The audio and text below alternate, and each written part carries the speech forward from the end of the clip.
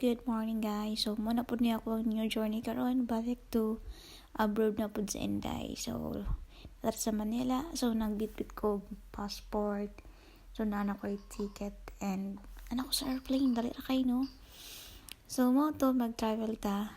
So, from Philippines to Copenhagen. So, gigan sa Philippines, from Bangkok.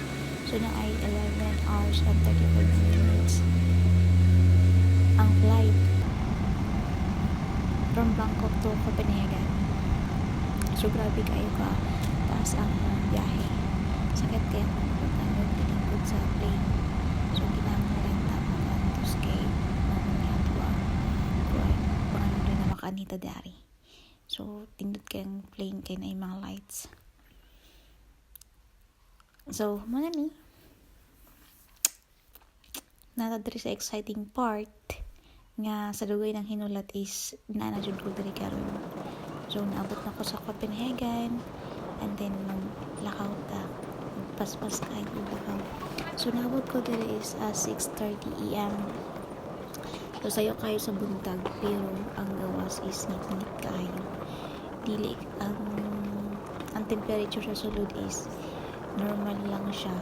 Pero pag abot nimo sa gawas is grabe. So naabot na ko sa Copenhagen, no. So kani siya is mag-fall in line with diri. Pakita ang passport ng mga documents.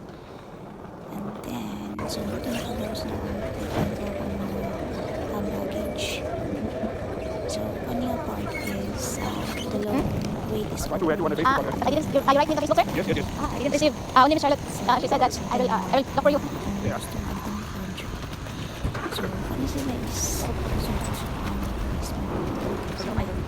wala ko yung istorya and butan yun sila and like before sa ako ang nagtuan.